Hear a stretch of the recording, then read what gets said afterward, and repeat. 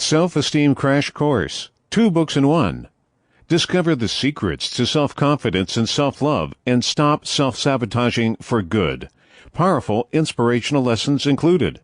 Written by Self-Discovery Academy. Narrated by Thomas Cassidy, Michael Tingle. Self-Esteem Blueprint. Improve your self-confidence, emotional intelligence, and self-love through meditation and subliminal affirmations to defeat procrastination. Written by Self-Discovery Academy.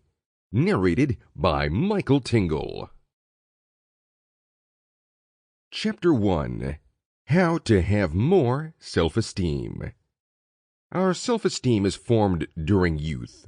Over time, being constantly criticized by family, friends, and society tends to slowly deprive us of the value we give to ourselves.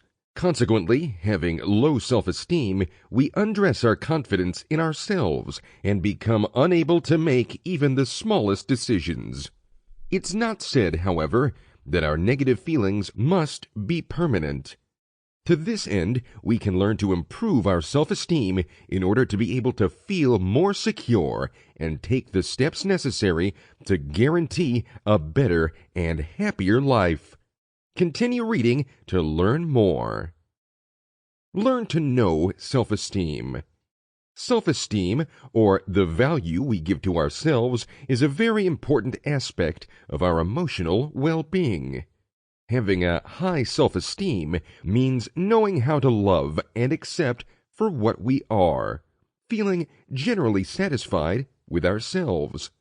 On the contrary, having low self-esteem means not being happy with our peculiarities. The Australian Centre for Clinical Intervention, for example, describes those who have low self-esteem as people with negative beliefs rooted in themselves and the type of person they are in. Such beliefs are often held to be concrete truths that are inseparable from their identity.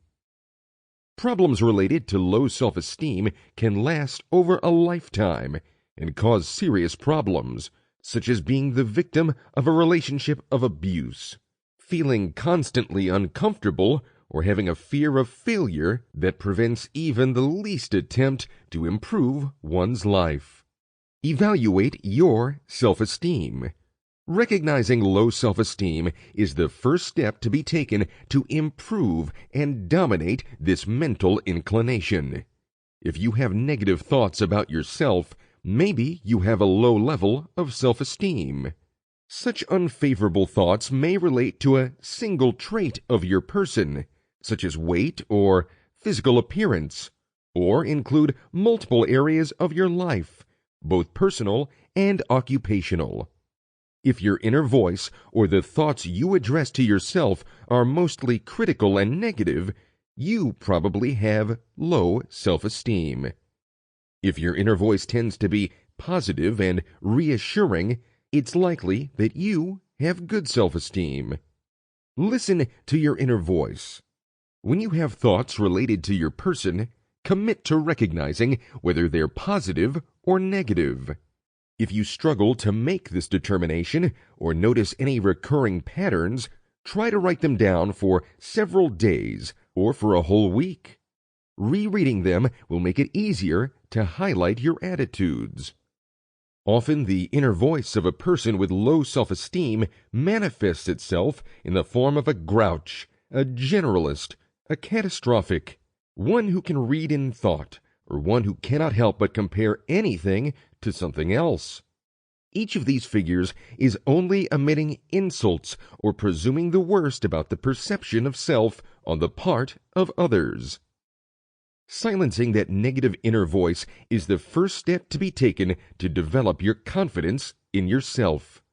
Replacing it with more positive thoughts will be the next step.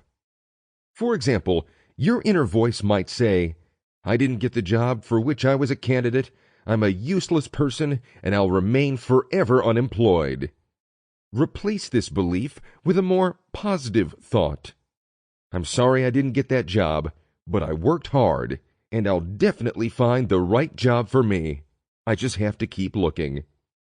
Find out Sample complete. Ready to continue?